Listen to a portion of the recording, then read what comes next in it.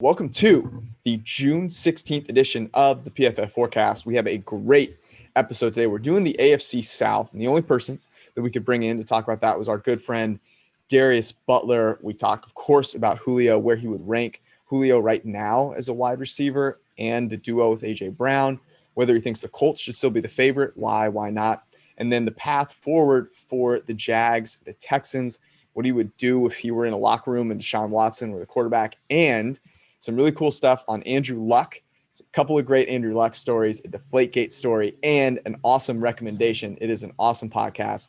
Let's rock.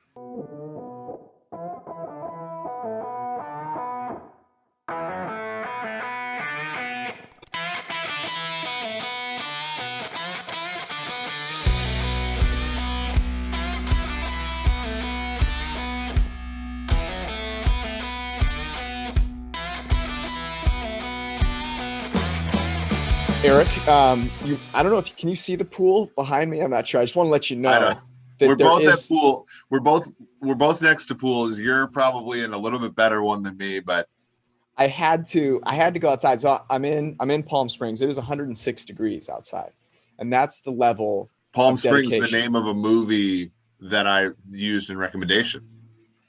Good point. It's a good point. Now it's not why I'm here, but yes, I had to get a little vitamin D, so I'm outside. We're on the road, but that did not stop us from having an awesome conversation today with Darius Butler.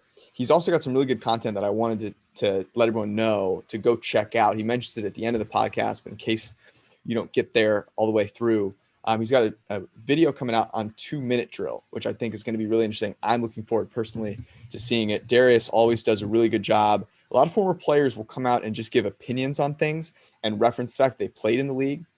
Darius actually goes and does the work, which is awesome, and that's why he's really good at what he does. So as I said, we talked through the AFC South, all the Julio stuff. It is a great one. Let's get to Darius Butler. We now have the distinct honor of welcoming back our good friend Darius Butler, at Darius Butler on Twitter, everything DB, the man-to-man pod with Antoine Bethea, which is a great listen. And I got to point this out, Darius.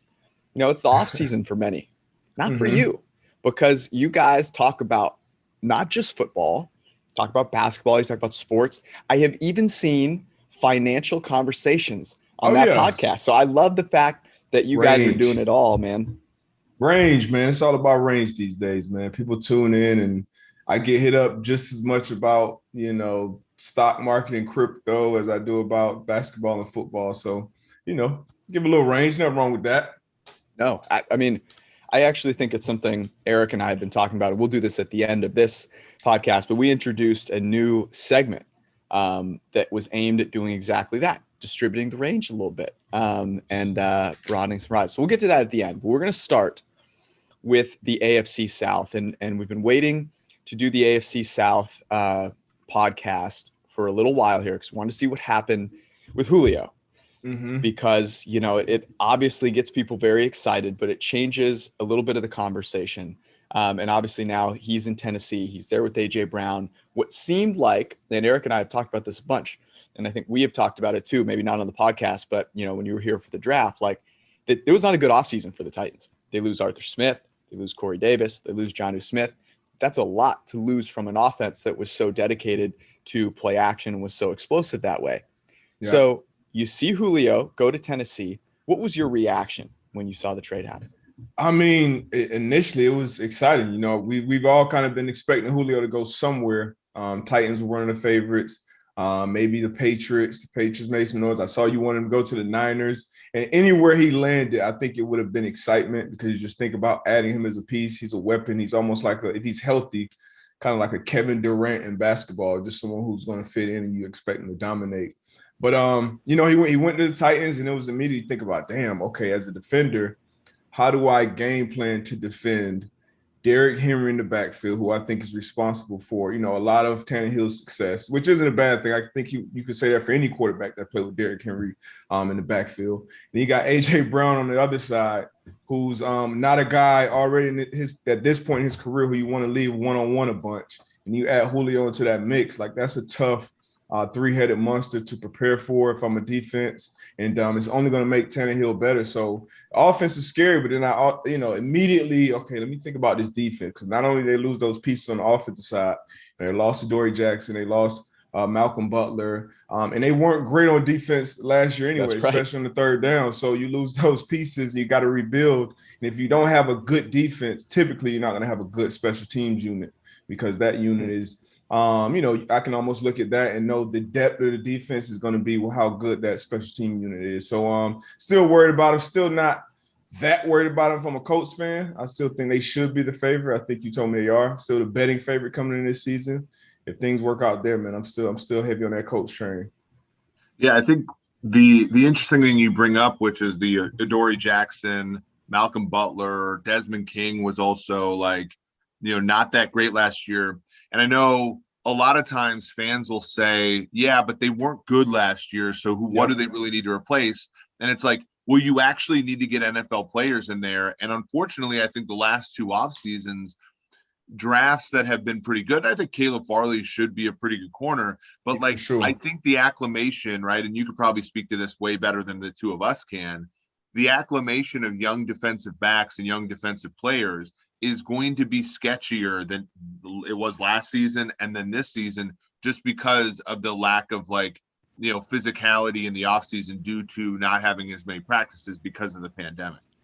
Yeah, especially if a draft pick, regardless of how talented they are, if they aren't going into a situation that's conducive for them to come into and grow and learn from other good pros around them. Like Okudah, I watched his college tape and I'm like, wow, this is some of the best college tape I've ever seen. Mm-hmm. But he struggled kind of his rookie year because he didn't have a great pass rush, didn't have a lot of great other defenders in that back end with them.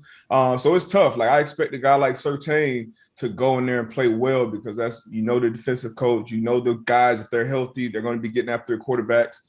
He's got probably one of the best safety tandems in the league that he can play alongside. So I expect him to be kind of like a plug and play guy. But you bring in a guy talented as Caleb Farley, he just missed a year of football coming in. Yeah. He's not, hopefully he's going to be fully healthy. He's young, he should be. But still, it's a huge, huge learning curve, especially when you talk about those critical situations, the third down, the red zones. Those are positions as a corner, as a D back.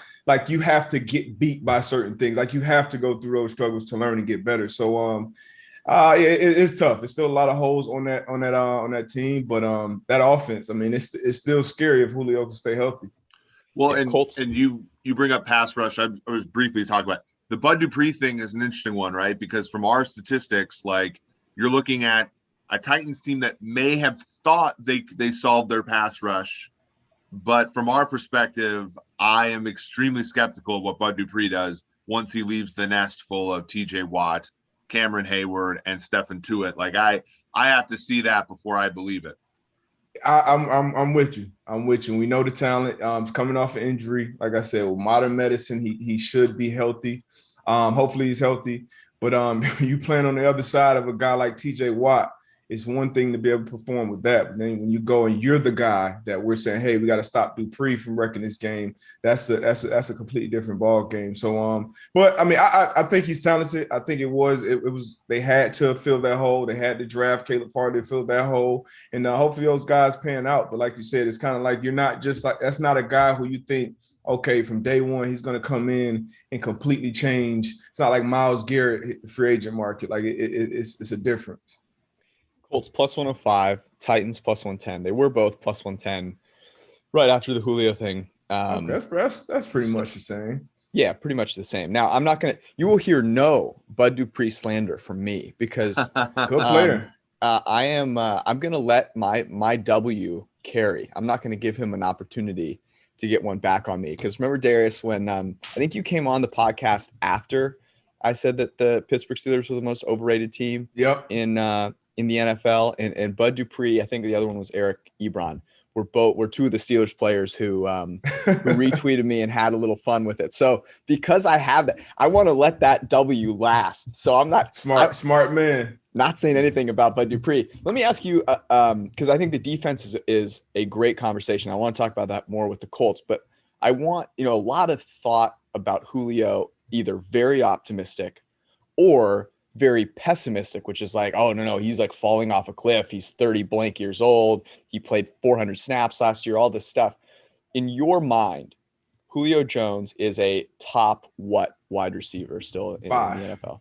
5? Still top 5, yeah. I mean, because we're still talking about a guy who, you know, if healthy, he's like when you talk about wide receivers, if you talk to players at least, they'll say, okay, it's Julio Jones. And then, you know, you start talking about the other guys. Not the same as like Aaron Donald and the rest of the other guys. Like, it's not that wide a gap, but a healthy Julio is just different. He's when you see him get off the bus, he's already intimidating as a player. You know, he's going to win that battle. Then when he steps on the field and he actually, he's coming out of his breaks, just like a guy who's 5'11", a $190 coming out of breaks, and he's 6'4", 230. Like, it's just different. His catch radius, just all these different things that make him who he is. So if he's healthy, he's still a top 5 receiver, in my opinion. And like I said, AJ Brown, he's no slouch. So it's not like if I'm a D coordinator, I'm like, okay, AJ Brown can go for 70 the same way that Julio can. So it's like it's tough. On third down, who you double, and then once again, you still got 22 in the backfield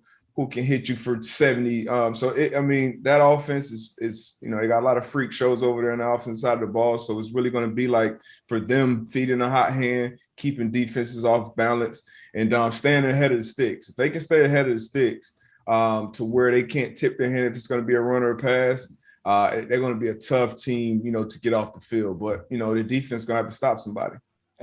You bring up such a great point about Henry, where I think like the normal running back progression would have been for Henry to struggle this year because, you know, you're talking about so many touches and you're talking about such a big guy. And I think in a weird way, having this wide receiver duo is going to cause fewer men in the box, and it's going to give Henry maybe at least another year of being like statistically the best running back in football. Sort of bringing this back. So Brown, Jones, a terrific pass catching duo. What are your like top 4 or 5 in the NFL pass catching duos? Man, before I even get to that, you just made me think of something with these receivers on the field. They're going to almost force a defense to put smaller bodies on the field. Mm-hmm. So just the different body types that's going to be hitting Henry all year is going to be different. I was just thinking about that. But if I'm thinking duos, obviously AJ and Julio. And you can include a tight end in the duo. I think that's important. Okay, so you want really in Pitts in there. I can't put Pitts in there yet. Haven't seen him catch a pass in the league yet. I won't put him in Atlanta yet, but I'll go – sorry about that.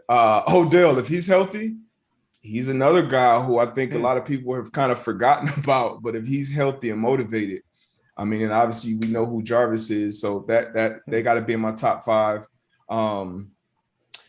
Hill, Jefferson and Thielen. Mm-hmm. They got Hill and Kelsey for damn sure. Let me think. I feel like I'm missing somebody. Got Evans and either Godwin or AB. And I'm curious, who would you put, like, which is the better duo? Godwin's he's been so consistent. Antonio Brown, though, you know, when he's right, is still as hard a person to cover as there is. He is. Just, I would say right now, I would give the edge to Evans and Godwin just because they've, you know, played more snaps together. And I feel like Godwin got a little inconsistent down the stretch in the playoffs. And, you know, AB made the biggest plays in the Super Bowl. True. So I know that's not going anywhere in Brady's mind. He may be more of a little go-to player in certain significant situations. But right now, I still give the edge to Evans and Godwin. Damn, I feel like I'm missing somebody. But how many was that? I had to be 4 or 5. Here's one I'll bring up that I think is underrated out of the NFC West. I think Cooper Kupp and Robert Woods is a combo that I don't think anybody has ever putting in this conversation, but are probably like one. I don't know if they're top 5, but you know what? Honorable mention.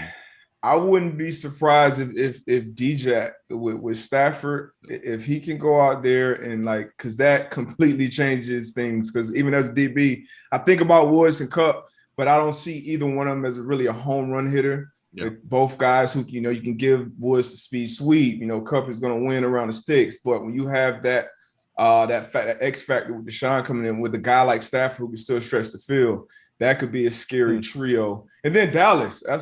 Dallas. I mean, Dallas, you got Cooper, Gallup, and Lamb. I think all could be ones if they had to. So I would probably put Dallas actually as my top group. As a duo, I think it's still Hill and Kelsey. Yeah, at this time next year, maybe we'll be talking about Jamar Chase and T. Higgins in that conversation. Who knows? But I wouldn't be surprised. Pretty good. I wouldn't be surprised. And Ridley, the funny thing about Ridley and Pitts is, like the Calvin Ridley conversation, I think is just as interesting as the Kyle Pitts conversation, because Calvin Ridley was amazing. I mean, he was incredible, and he was incredible in a season where Julio Jones did miss a bunch of time. Yeah. So you don't have that, he had Julio on the other side at all times. Not at all. And I feel like honestly, Matt Ryan left a lot of yards. Like there was a lot more yards for Ridley to have if he had, like Matt Ryan left him short on some big plays last year. So it's a lot of meat left on that bone. Let's talk. So both these teams, basically Colts and Titans, they're essentially the same in terms of the odds right now in Vegas to win it all. In your mind, though, you said the Colts should still be the favorite. How big of a favorite should they be, and why? What are the top 1-2 reasons why you'd have the Colts ahead of the Titans? I would say the Colts would, I would say they're probably a game and a half better than the Titans. Wow. Just because of their balance. Because in football, like one side of the ball is going to struggle. One position group is going to struggle. You may have a run on injuries on one side of the ball, and the other side has to kind of pick it up. So when those things happen in the season, I feel like the Colts are more built to withstand those type of things, and they can kind of create balance going into every game, a nasty weather game, on the road, at home, wherever that game is. But, I feel like Carson Wentz is the biggest question mark there. Is he going to perform how I think he will, being back with Frank Wright and that O-line and that running back stable? I'm bullish on him going into next year. And then Tannehill, he's been good, and now you give him more weapons, but I feel like that defense is going to take a step back from being a below average defense. So and once again, that's special teams. You can't count out the special teams. Special teams have been a good group for the Colts when everybody's healthy. So that's why I would give them the edge. But I would stick with the Colts on that edge for sure. So for those reasons? Because I think when I look at this, because we were talking about this, and I've been as negative on Carson Wentz as anybody during the Eagles' time. You look back and at his receivers with the Eagles, and like aside from last year, he played passable football without receivers that really did. Like in the Super Bowl year, Jeffrey and Aguilar and Torrey Smith and the tight ends all played well. But aside from that, like he's really gotten no help from the wide receiver position. And he's been decent or better every season except for last year where he was awful, right? The Colts, I think, certainly passed that bar at wide receiver. They're not great there, but they're not a complete nightmare. And the offensive line is good enough, I think, for Wentz to at least be passable. And if he's a 6 out of 10 this year, I think the rest of the Colts are strong enough to make a case to be that favorite there, even if the AFC is tough. And do you agree with this, Darius? We had this discussion last week. I think the Colts, I think the Colts can't beat everybody in the AFC, like in a 1-game sample, but I don't think they can lose to as many really bad teams. I think the Titans can beat Kansas City on a given Sunday. They could beat Buffalo on a given Sunday, but they're also because their defense is so bad, they could lose to any team on any given Sunday. I think they're just a wider distribution of outcomes. Yeah, I mean, the Carson Wentz thing is, I would think he would have, if he can be a 7.5 out of 10, I think they can beat any team on any given Sunday, because he has, I know I can watch him. I can still see he has the physical talent to be. So that's the first thing I look at. Okay, does this guy still have the physical talent to be good? And then it all becomes kind of between the ears.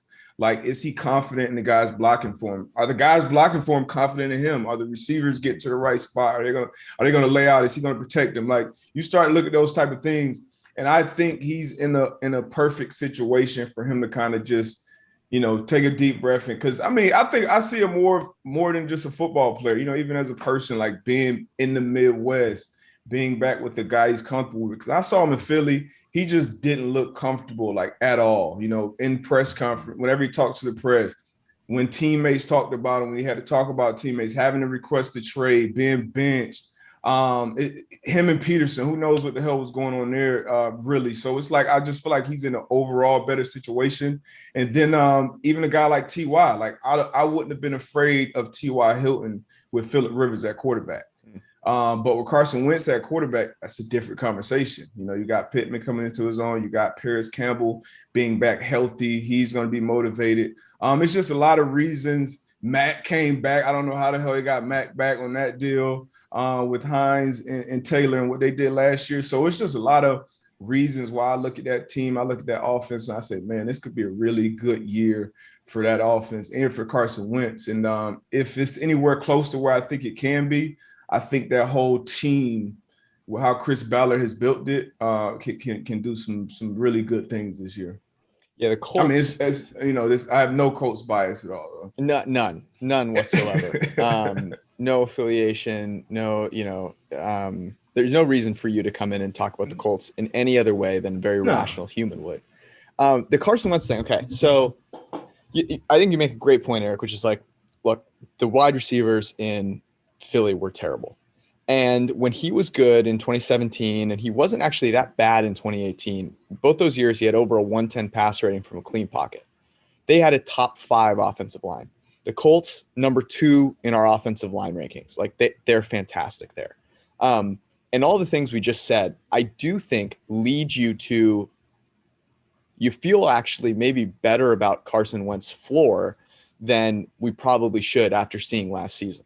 But I still, all the things you just mentioned make me really curious about what happens in a important playoff game, on the road, right? Where, man, like you have to deal with some adversity at some point in life and come out the other side of it. And it just doesn't seem like he's done that, I definitely would question his mental toughness. And I think a lot of mental toughness things come from confidence. If you don't have real confidence in yourself and the 10 guys around you, and then in reverse, knowing that those 10 guys around you, especially as a quarterback, I've had to feel this as a defender, as a slot defensive corner.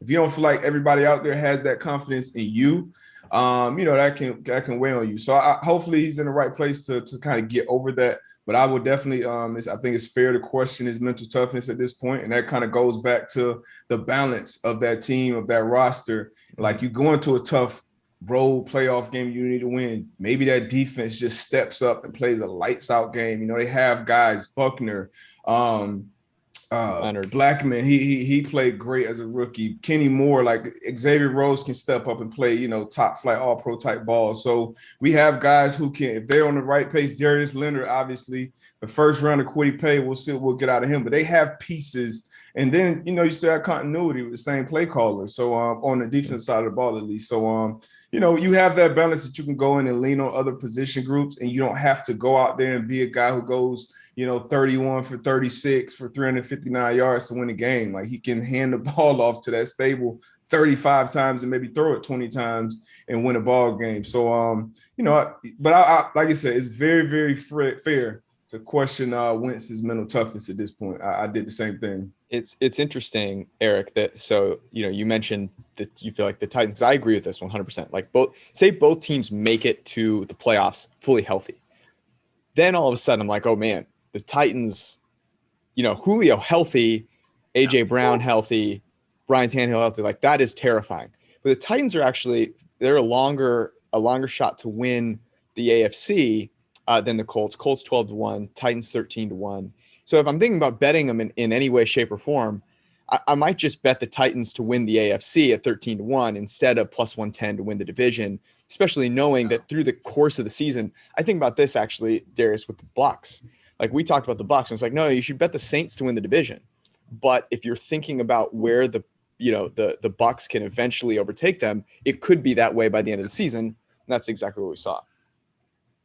Yeah, go ahead, Eric. Well, the Colts are minus 182 to make the playoffs. The Titans are minus 167. And the fact that their AFC championship odds are so close, 12-1, 13-1, suggests like what we're talking about, which is if they get in, they much like they did in 2019, they can give the they beat the Patriots, they crushed the Ravens. They had a 10-point lead in Arrowhead in the AFC title game. Like they have that kind of capabilities. We still need in the Frank Reich era. I think Frank Reich, Chris Ballard have done such an amazing job of dealing with Andrew Luck retired. Phillip Rivers was a 1-year guy. They did so many. They've had instability at the league's most important position, and they've been such a respectable franchise during that time. But like the next thing they need to show, and they did beat Kansas City in 19. I think it was kind of a weird game. Yeah, Mahomes is injured though. Yeah. They need. He was out there. He was out there. Yeah, they need to show the capability to go toe, and they did with Buffalo, and Buffalo was the hottest team in football when they played them in the playoffs. But I guess my intuition is just I can't see them beating a great team, and I think that's what the market numbers reflect. Yeah, I mean, like I said, and this is strictly football based. I can see them having I can see Carson Wentz getting hot and playing well because things are going good around him. I can see him if he needs to go out and make some plays, make some throws to beat a Kansas City team. I think that defense can keep him close enough in games. Because it's not a situation where I feel like Stafford may have to do more in LA for that team to go and compete for a championship than Wentz will have to do for the Colts because of how the team is built around them. So I don't know. I can see Carson kind of living up to those moments just because it won't be as many, I don't think. Carson Wentz. I could be wrong. Carson Wentz PFF grade by season. So rookie year or whatever. Throw that out. Ooh, I didn't want to hear that last year. 27. Well, we're going to get there. 2017. So he plays 12 games. 85. He finished the year 6th overall. He was playing really well. Now, he had a 125 pass rating on third down. He picked up so many 3rd and 10s. There was a lot of right side of variance in that season. 2018, he gets the wrong side of variance. They're not doing well on 4th down.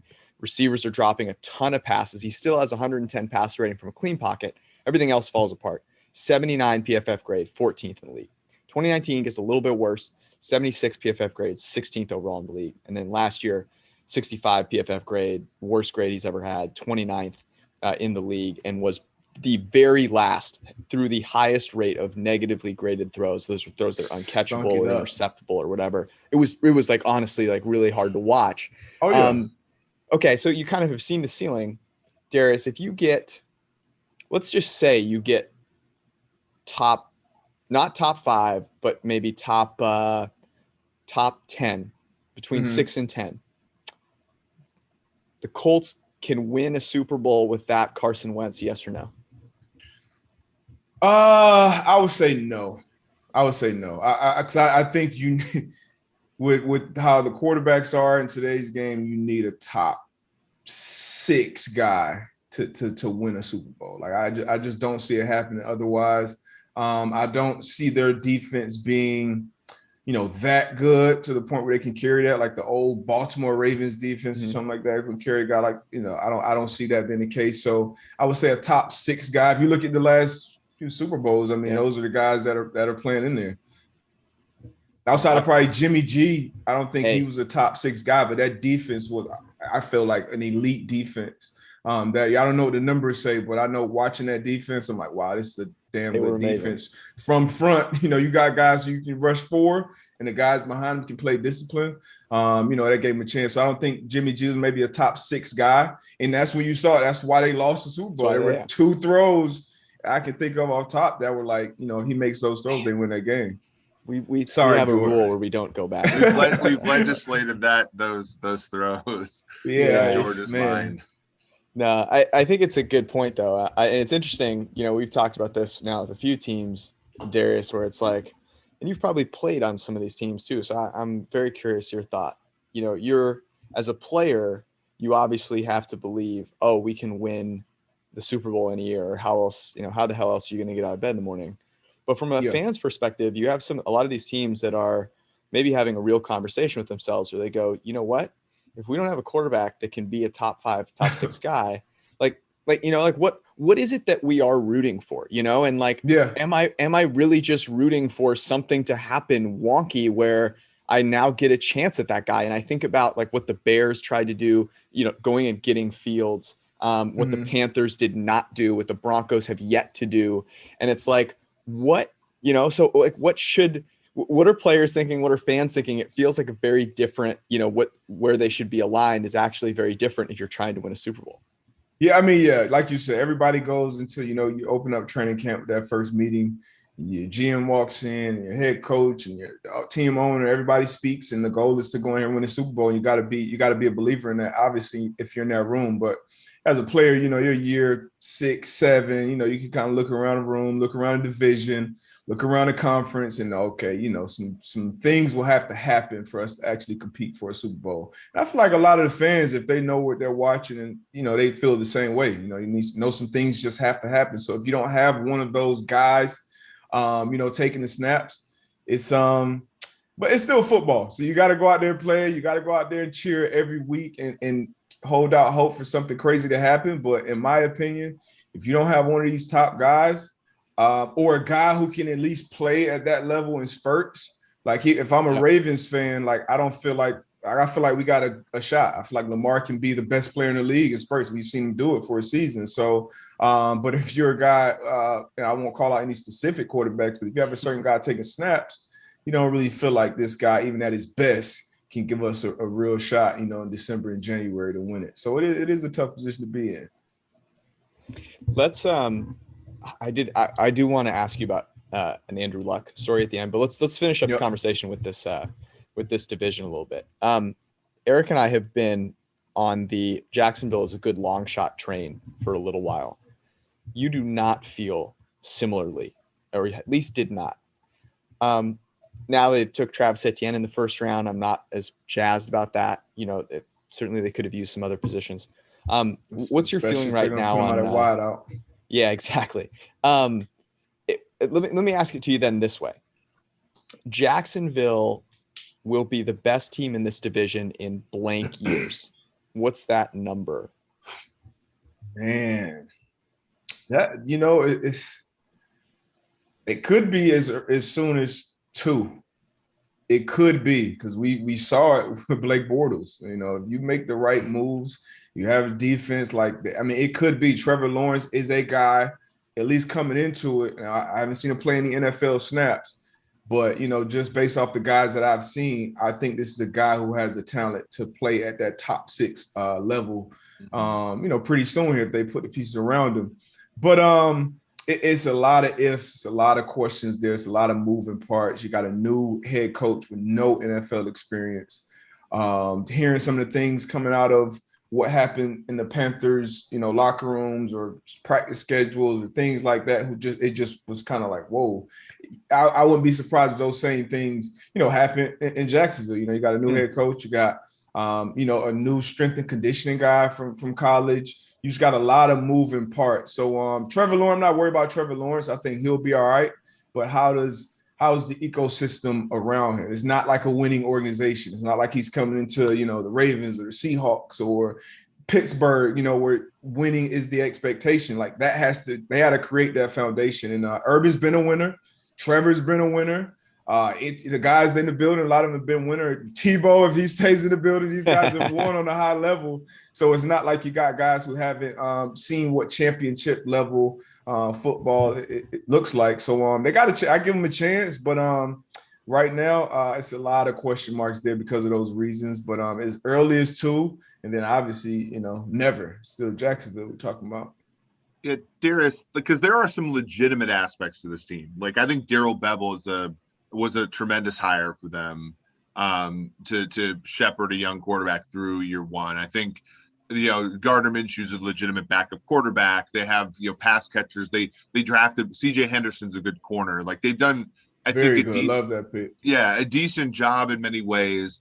When you're a player, though, on a team like that, and they do the Tebow thing, right? Or there was the strength coach from Iowa where they hire him and fire him. They hired and fired an analytics guy within 3-4 months. a high profile name in that space. Like there have been some sort of sideshows there.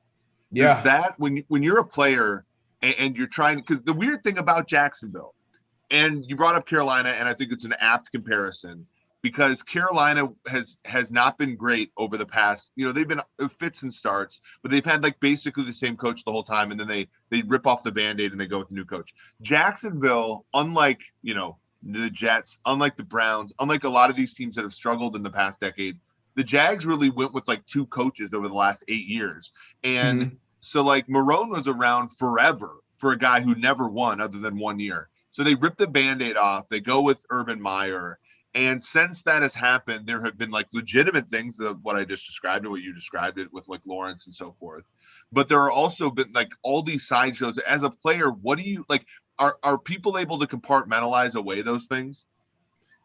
Hell yeah, if you win or if you're in that building and you feel like you're taking the steps forward. If you've been, on teams that have won, if you've been a part of organizations, in the past that have won, you know what it looks like, you know what it feels like. Now, Urban Meyer doesn't know what that looks and feels like. Trevor Lawrence doesn't know what that looks and feels like. So those things are important. How many veterans do you have in those meeting rooms who knows how to conduct, winning championship level meetings, walkthroughs, practices, etc. You got to know when to rest, when to pull it back and know, hey, we're banged up here, we're banged up there. Let's change some things here and there. Those are going to kind of be the moving parts. And being able to listen to your players, to your coaches, your strength and conditioning, to your nutrition people. And then you're adding on an extra game as well. So everybody's kind of adjusting.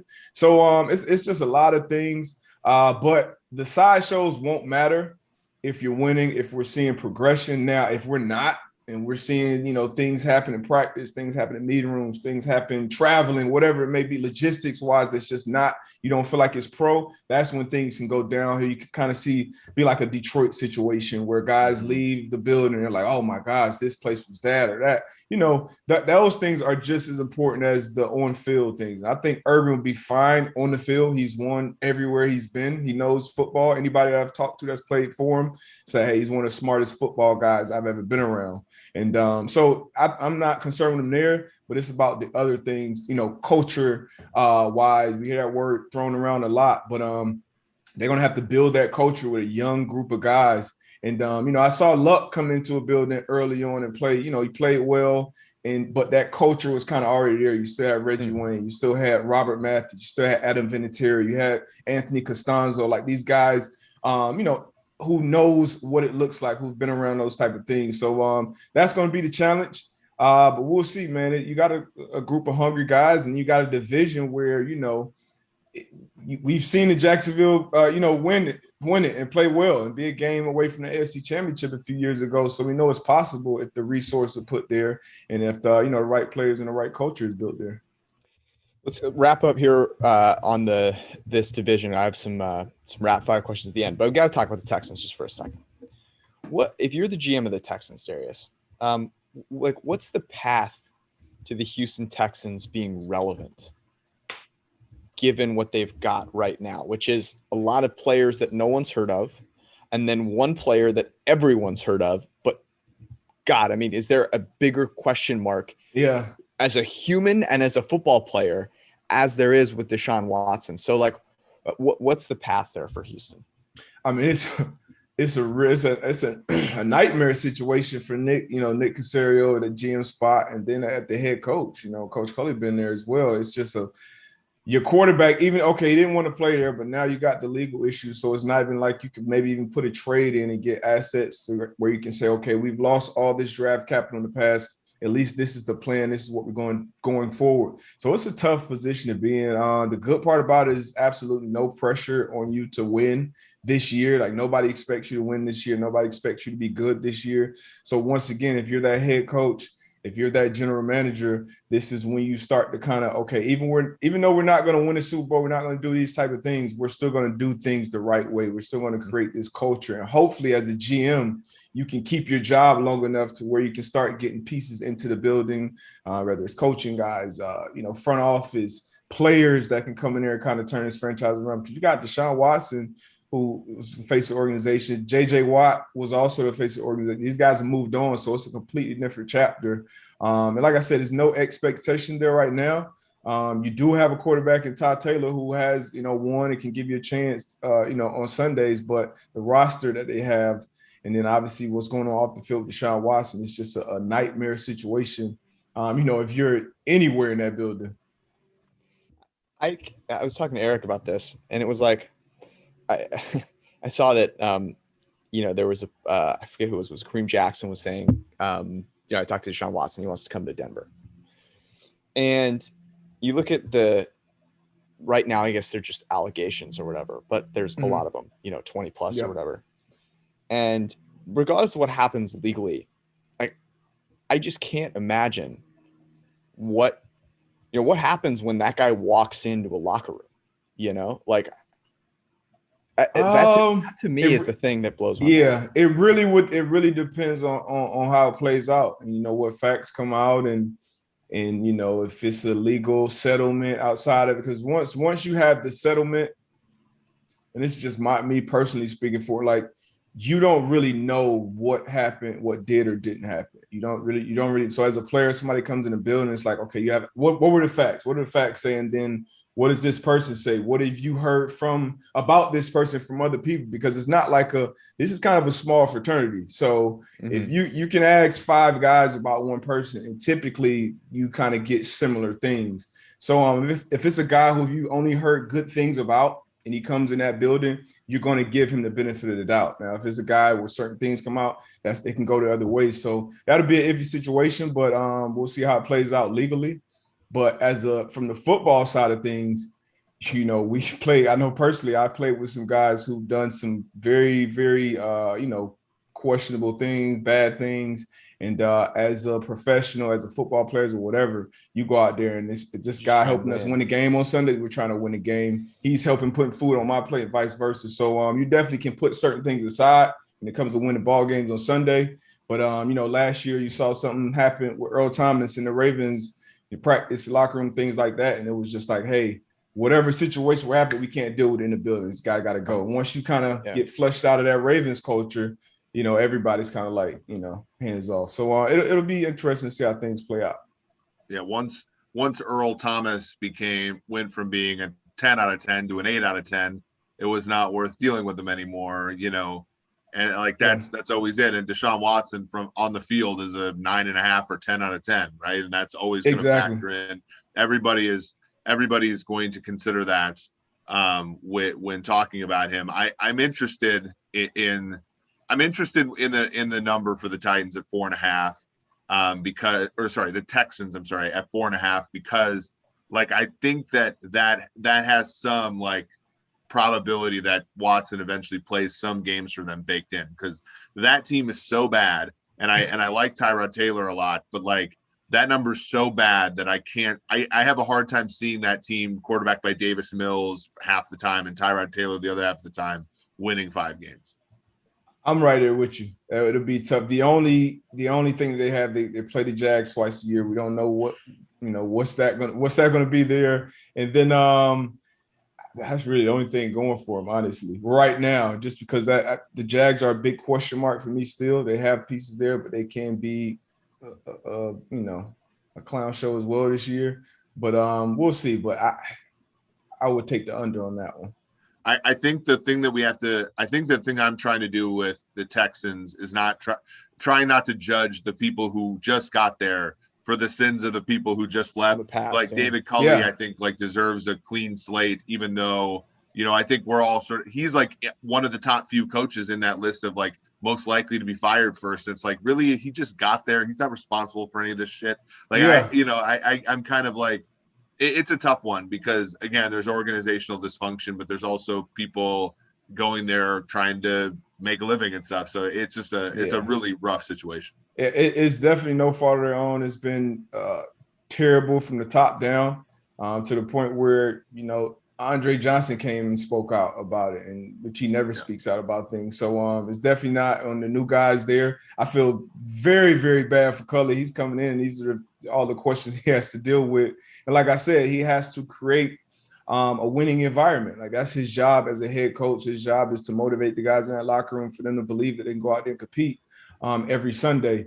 And so if they're dealing with things from the top, if you have no control of as a player, it's tough to do as a head coach. You're kind of that go-between. So I hope he gets a fair shot, but it's tough for, honestly, a lot of people in that building. I mean, even Nick Caserio, new GM coming in, I don't think he's getting a fair shot. But, I guess it's kind of life.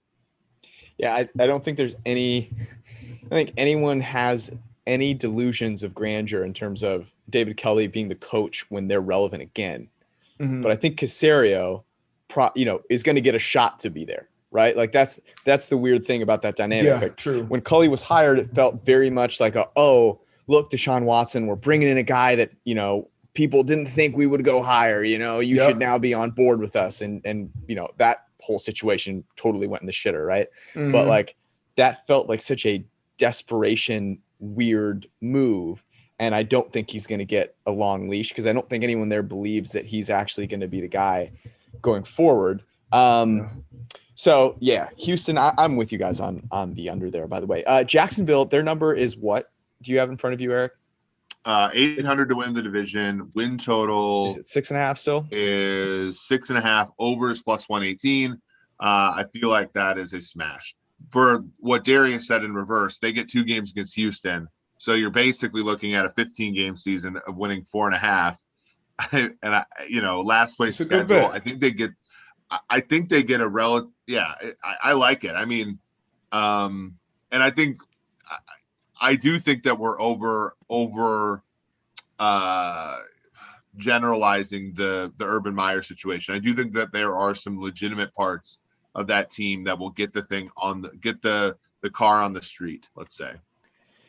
Darius, some other awards out here that might that are interesting to think about, or other bets that are interesting to think about. First is an award, comeback player of the year. So we've talking about Carson Wentz here. He is 9-1. Dak Prescott, the overwhelming favorite. You've got Saquon Barkley 6-1, Joe Burrow 6-1, McCaffrey 6-1, Nick Bosa 7-1, and then your guy Carson Wentz. Do you like Carson Wentz comeback player of the year at 9-1? 9-1. Who else was at 9-1? I think he's the only one, and then you got Julio at 14. Sam Darnold. I like 14. Carson. Yeah, that's a good bet. That's a good bet. Just with the pieces around him, and I think he can. I think he can play really well this year. Christian McCaffrey, that could be a good one as well. Saquon, you got a lot of pass catchers that they put around him, so you're gonna have to allocate some defensive resources to that. What was Saquon? Saquon is 6-1. Oh yeah, I like Carson. I'll take Carson. Yeah, the interesting thing about Wentz, and we're talking about this with Prescott, is like, I almost feel more. I think I would bet Prescott as an MVP, bet where I'm getting a lot longer odds than I would a comeback player of the year, because I think he's definitely capable of having that kind of a season. I think he should be the favorite there. Yeah, so I think that one's interesting. Let's look at I was just thinking about this one this morning. Defensive player of the year. And Eric and I have talked about this a bunch where it's like, man, defense is such a crapshoot. Donald is 4-1 to win it all for defensive player of the year. Myles Garrett is 6-1. TJ Watt 7. Nick Bosa 11. Joey Bosa 12-1. Chase Young 16-1. Khalil Mack 20-1. You finally get a defensive back with Derwin James at 25-1. Oh, wow. That's the first one? Yeah, it's the first one. What's your take on anything defensive player of the year? Is there a guy I don't even know if you have his odds pulled up, but we kind of talked on the Panthers a little earlier. I am so high on Brian Burns. Wow. Like what are his odds? It's got to be like 100 to something just crazy. But I would go Brian Burns. I would not be surprised. Yeah, he's 100-1. I would not be surprised if he takes a step and is like a 16, 17 sack guy this year. I wouldn't be shocked at all. That is plus that division. You go from Breeze being a quick drop back thrower to Jameis or Taysom, probably less pocket awareness, so you get more sacks in that realm. Brady, obviously, At some point Brady's got to fall off. Maybe not this year, but that's not a bad bet to make. And then obviously Matt Ryan. Atlanta, yeah. So like that division's ripe for it too. You got three pocket guy. You got some statues, but but not like the guys who move around. They usually get sacked the most. Russ gets sacked a lot. Right. But just Burns, just watching him, and I thought he would have a better year last year. Not that he did, but I expected the jump that he made going into last year. And another year at the system, you went and got Horn in the first round, so he should immediately upgrade your coverage. You got Jackson on the other side. You got Chin, who could do a lot of things, can help you out on the defensive side of the ball. Derek Brown, it's just a lot of pieces on that side of the ball, and I just see him being head and shoulders like the best player on that defense and possibly one of the best, players in the league defensively. Like that. The one bet that I was thinking of making is Khalil Mack at 20-1, who you think about the uncertainty with Rodgers, and then, so you say that gives the Bears a really nice shot at winning the division. And he, from a grading perspective last year, was amazing. Our number one defensive end. I just don't think that's priced in. I think it's a lot about sack numbers that people look at. And Khalil Mack, for some reason, has just fallen off people's radars in terms of being a freak athlete on the outside. Everyone talks about Myles Garrett, talk about TJ Watt, talk about the Bosa brothers. Chase Young is new. So at 20-1, that was a bet that I was considering making. All right. Just two quick ones. What's your favorite Andrew Luck story? Oh man. I can't think of one that really stands out, honestly. Is that the perfect Andrew Luck story though? It's just, it's the most consistent thing ever. He was just, the one thing about Luck, so I played with Brady. I came to the league, played with Brady. I went and played with Cam, his rookie, and I knew Cam previous, and I played with Luck for 6 years, and all very, very good quarterbacks, obviously. But the things about Luck is anytime I would make a play. So if I made a play on Brady, he was talking shit. Basically, you'll never make a play on me again. But I threw you a bone, and he'll say some shit like that. Cam, kind of something similar, but just in his way. Luck was more so like great play, D, but what did you read there? What did you know? How did you know? What made you jump to outside leverage? What's the difference in Reggie's routes and TY's route when they run that route? Because I feel like you cover him better than the other guy. So he would just always have questions, and I feel like he never forgot a conversation. And then one more, I actually saw him on his flip phone, and I just asked, bro, why do you have a flip phone? Come on, and he was like, man, I know a lot of smart people who do a lot of bad things on those phones, man.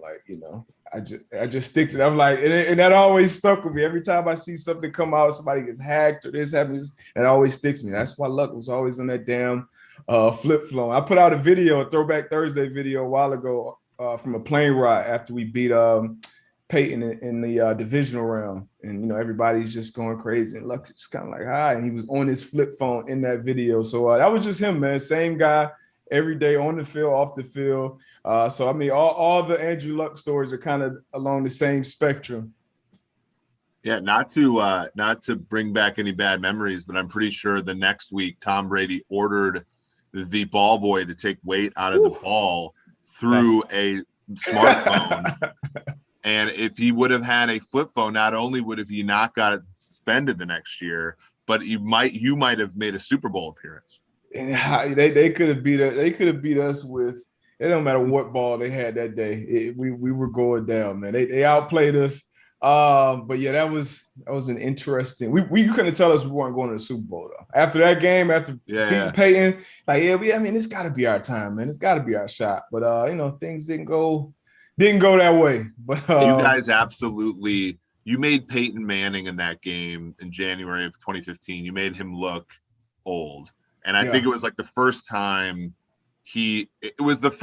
I think he looked like his career was starting to decline. And then the next year, and he won the Super Bowl next year, but the next year it was basically over. That was the first time I looked and I was like, oh, Yeah.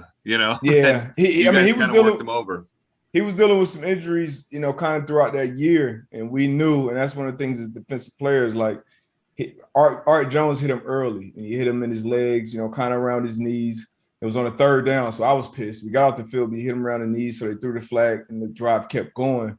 But that hit stayed with him, the rest of the game, and you could tell. And then, we just said, hey, we just got to have super tight coverage all day and force them to make, just accurate throws all day. Because to make accurate throws as a quarterback, you got to be able to drive. You got to be able to step on that plant foot, trust it, and put the ball there, especially at Peyton's age. So we made a hell on him on that back end. So we still talk about it sometimes, that game. But, that was one of the great ones against a great. So it was a good one, good memories. We could do a whole podcast on the Deflategate thing. Maybe we should do that. Oh, man. That'd be fun. I did one with the Quill Jackson on the pod earlier. So, it was crazy how that even happened. Yeah, you got to go check that one out. Everyone should go check it out. We close out every podcast now with a segment called Recommendations. So Eric and I do these every Sunday. It's a thing that we have either tried or been using. It can be anything from a part of your routine to a product you buy. I got one. Anything. A recommendation from Darius Butler. I'm very excited for this because you're a great follow on Instagram and Twitter. Instagram, you're always putting out new things that you're doing. So what's a recommendation for us? So recommendation, and I don't know how I struggle with attention deficit. Oh man, hold on. See, my camera does too. We'll be right back, but we're going to pay a couple of bills first. If you have not gone and checked out all the good stuff at pff.com, it's not too late. There's still an opportunity for you not to be behind the 8 ball when it comes to getting yourself ready for this upcoming season, especially fantasy football.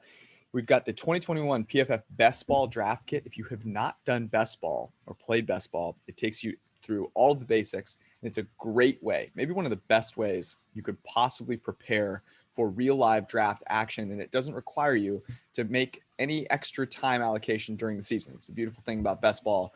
You draft once and you learn, and then you don't have to worry about that team going forward. That comes with the PFF Edge subscription, which is $40 for the whole freaking year. So go check that out. Also, go download the PFF Fantasy Football Podcast with Ian Harditz. He is getting you a ton of great information as you get ready for fantasy football season. So go check out all that stuff wherever you get your podcasts or on pff.com. Also, Symbol, SIMBULL, the stock market for sports teams, allows you to trade, buy and trade sports teams with a stock. So basically you buy stock of a team and then you can see that price either rise or fall. You can trade it. You can buy more. And then you win money if they win games. You get paid a dividend. It's really cool. it's a lot of fun. You can buy them all kinds of different sports teams, from football to basketball to baseball. Use promo code PFF, deposit $10 at Symbol, SIMBULL.app/PFF, and get a free PFF Edge annual subscription. That's normally $40. You get it for $10, and you get to go invest that $10 on Symbol. Go make it happen. And now back to the podcast. All right, so a segment that we do at the end of every podcast, I'm very excited for yours here, because if anyone follows you on Instagram in particular, you're always showing new things that you're doing or reading, or videos that you find interesting. And so this is it's called Recommendations. We try and give our listeners a recommendation, something we've done or tried, or a new methodology we're using, a product, whatever it is, that we feel comfortable enough recommending. So, Darius Butler, your recommendation for us.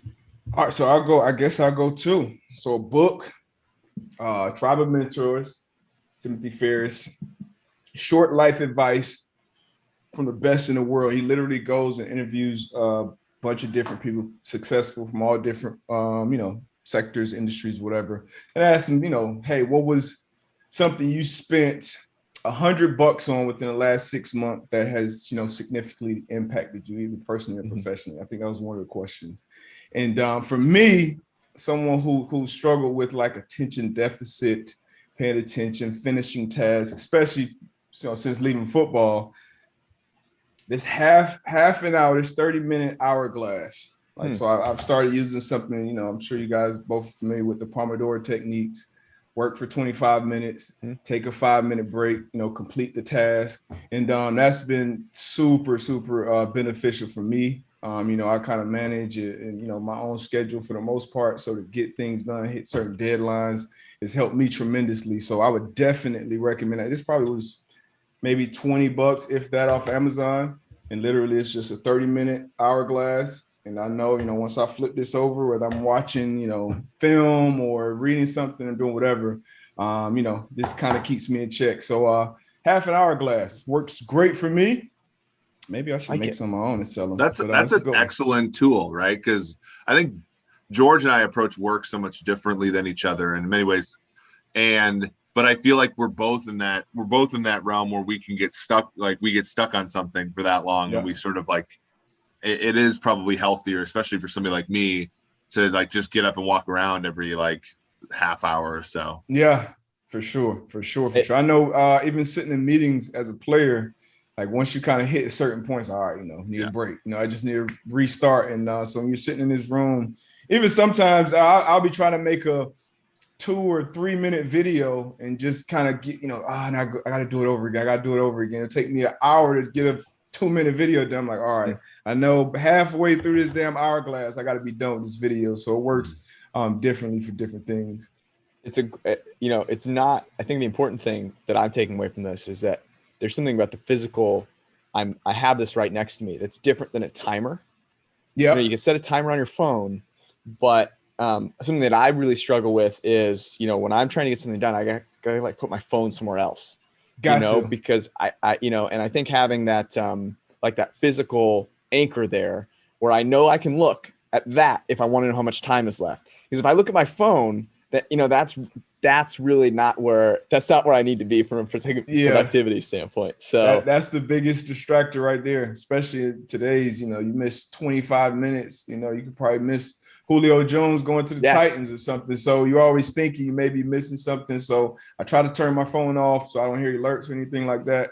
Put it up for 25 minutes, then, get it once that break time is there. So that's a big difference from that phone timer than this here hourglass. It's a little throwback to kind of, almost makes me seem like I'm, exactly. So I like it. And it looks good on your desk too, or wherever your workspace is.